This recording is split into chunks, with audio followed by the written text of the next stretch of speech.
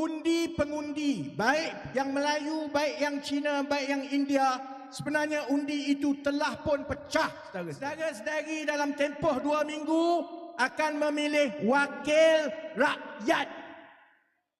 Sebenarnya apa yang kita nak paling utama daripada wakil rakyat kita? I think Rafizi and Nick Nazmi leaving is a very, very big. You must remember that PKR, the general, if you like, the general that leads their election campaign was Rafizi.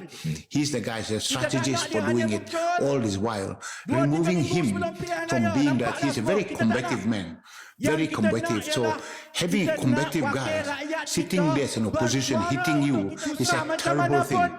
So I think he will become a very big dampener to the victory chances of PKR, because I think he's the biggest challenge. If you imagine that they were going to leave anyway, so then you might as well engineer it situated you in the corner seat. But most people believe that PKR would be much stronger with Rafizi staying there. And more importantly, even if he is out, if he kept quiet, it's okay. But the man is not keeping quiet. He's hitting every single day, every podcast.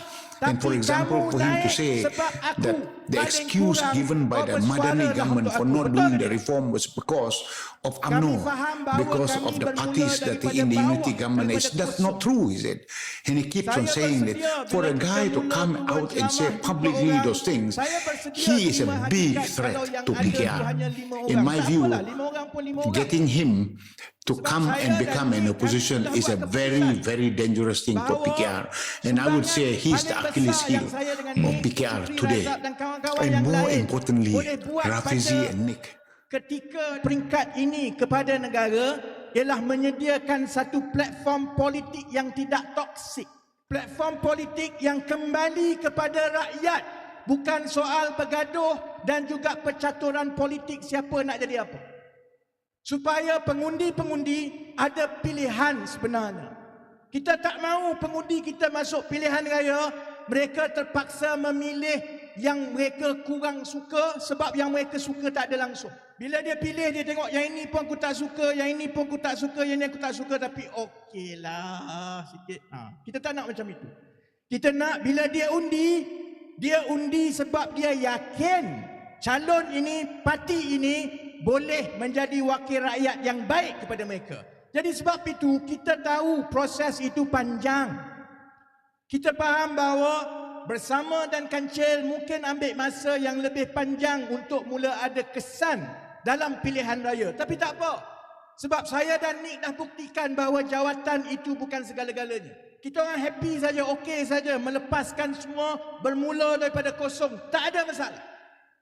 Jadi kalau orang tanya saya, apa matlamat kami masuk dalam pilihan raya negeri Johor? Bagi saya ada 3. Yang ini matlamat bersama, ada 3. Pertama, kita nak bagi pilihan kepada rakyat dan juga membuktikan kepada rakyat bahawa di kalangan ahli politik dan arena politik negara masih ada lagi parti-parti politik yang sanggup turun bertarung bukan demi kuasa dan bukan demi jawatan, semata-mata untuk menjadi suara kepada rakyat.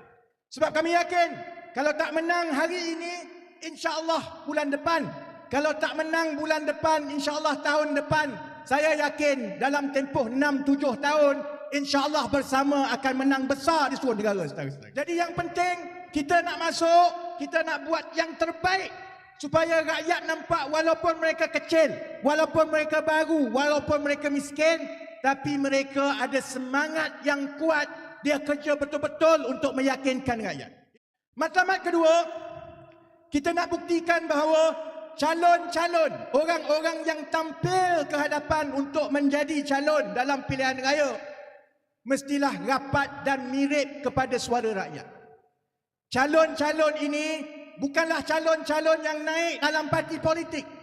Dia bukan soal kerjaya politik dan juga jawatan parti-parti politik.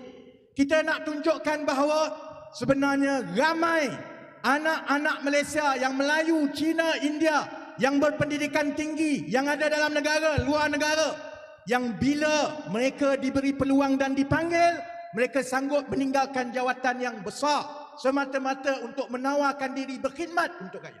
Bahawa zaman akan berubah selepas ini.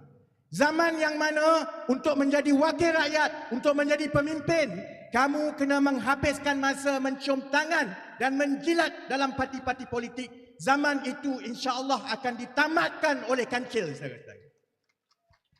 Kita nak tunjukkan kalau kamu cerdik, kalau kamu rajin, kalau kamu ikhlas, akan ada ruang melalui platform Parti Bersama yang kamu boleh menawarkan diri untuk kamu menjadi wakil rakyat, bukan untuk jadi ketua, bukan untuk jadi orang besar, tetapi untuk penggal itu kalau kamu menang, kamu adalah hamba kepada rakyat dan berkhidmatlah dengan yang sebaik mungkin. Jadi kepada yang menonton, kepada orang Johor, matlamat ketiga, berkempen dengan baik tanpa kita perlu ambil wang dan rasuah, saudara-saudara. Saya nak tunjukkan bahawa kalaupun kita tidak ramai, kita tak macam parti lain ada juta-juta orang, tapi kalau ahli bersama dan sukarelawan yang membantu kami dan rakyat yang menyokong kami, kalau kita ikhlas dan kita betul-betul buat kerja secara cekap dan rajin, kita akan berjaya jalankan kempen yang lebih baik pun daripada mereka yang menghabiskan berjuta-juta, saudara-saudara. Sebab saya nak buktikan bahawa pandangan bahawa politik ini mesti korup, mestilah bertuankan kepada orang yang ada duit, semua itu karut, saudara-saudara. Tapi yang jadi mangsa ialah jentera dan sukarelawan kita lah, kerana semua kena bayar sendiri. Jadi saya ucap terima kasih malam ini dan setiap hari selepas ini kepada semua sukarelawan dan ahli bersama yang datang dari seluruh negara berkampung di Johor, kerana saya tahu anda bayar sendiri semuanya.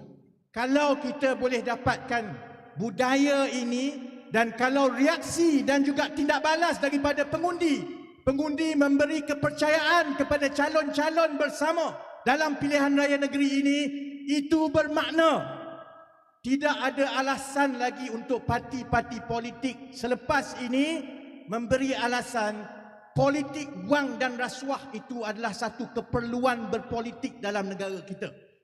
InsyaAllah habis saja kempen selama 2 minggu, bersama akan berkongsi dengan seluruh rakyat Malaysia keseluruhan perbelanjaan kempen dan juga sumber dana kempen, saudara-saudara. Kami tak takut dan kami tak ada apa nak sembunyikan, sebab saudara-saudari pun tahu dana itu datang daripada saudara-saudari.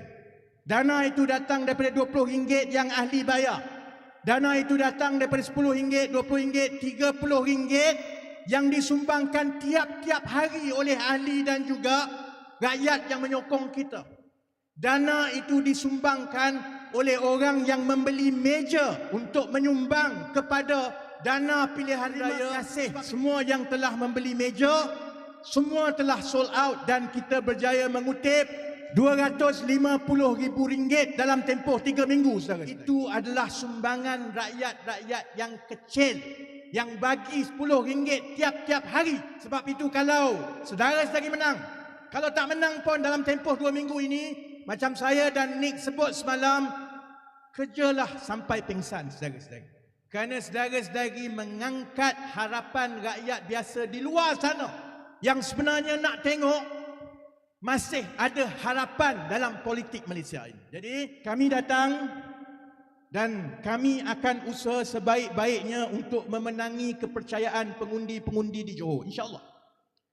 Kami akan buat yang terbaik. Bukalah pintu kepada kita. Tanyalah kami, dengarlah kami, berilah peluang. InsyaAllah kepercayaan itu tidak akan kami sia-siakan. Kalau berjaya, insyaAllah kami akan ingat sampai bila-bila, kerana bermakna tapak pertama kancil bermula daripada Johor dan Selatan. Kalau selama 3-4 tahun rakyat Malaysia ditakut-takutkan, kami harap dalam pilihan raya negeri Johor ini akan ada cerita dan naratif baru bahawa ada satu gelombang kuning daripada selatan. Kami berjanji apa pun yang berlaku dalam pilihan raya kali ini, insya-Allah kancil sekali kami masuk ke Johor, insya-Allah kami akan kekal berada di bandar dan di kampung di seluruh Johor dalam pilihan raya akan datang.